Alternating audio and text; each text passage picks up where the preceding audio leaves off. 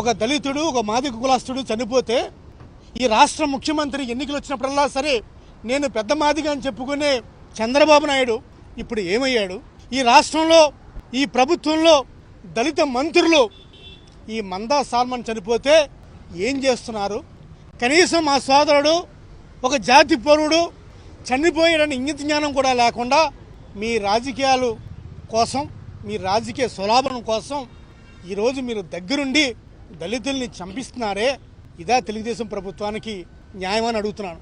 ఒకప్పుడు వైఎస్ఆర్ కాంగ్రెస్ ప్రభుత్వంలో దళితులు అంటే ఆత్మగౌరవంతో ఆత్మవిశ్వాసంతో బతికిన దళితులు ఇప్పుడు ఏ విధంగా బతుకుతున్నారు, ఏ విధంగా భయంగా బిక్కు బతుకుతున్నారు, ఏ విధంగా అరెస్టులు అవుతున్నారు, ఏ విధంగా హత్యలు గావిస్తున్నారు అనేది ఈ 18 నెలల కాలంలో చూసాం. ఇప్పటికైనా సరే ఇటువంటి రాజకీయ ప్రేరేపణ గల హత్యలు, ప్రభుత్వ హత్యలు ఇవన్నీ ఆపకపోతే దళితుల నుంచి ఈ ప్రభుత్వం మీద తీవ్ర ఆగ్రహం ఇప్పటికే స్టార్ట్ అయింది.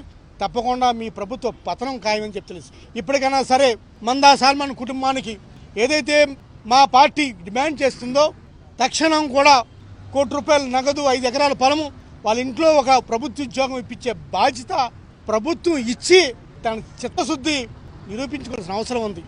అంతే తప్ప దళితుల్ని కేవలం ఓట్ల బ్యాంకుగా, కేవలం దళితుల్ని ఓట్ల కోసం దండించుకునే విధంగా మీ రాజకీయ పాలన చేస్తే ఇటువంటి ఎంతో కాలం సాగమని తెలియజేస్తున్నాం.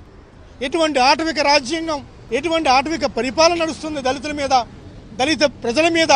ఈరోజు ఒక దళిత మనిషి చనిపోతే మరి ఈ రాష్ట్రం కోసం, ఈ రాష్ట్రంలో తెలుగుదేశం పార్టీ వాళ్ళు ఉండి, దళితుల నాయకులు ఉండి ఏమాత్రం కూడా కిక్కురు మనకుండా ఈరోజు ఇంత కాముగా ఉన్నారో మీకు సిగ్గుందని అడుగుతున్నాను.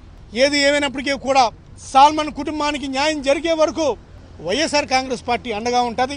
ఎందుకంటే ఈ పార్టీ పుట్టుగా, ఈ పార్టీ పునాదులు, ఈ పార్టీ అంతా కూడా దళితుల మీద ఆధారపడింది.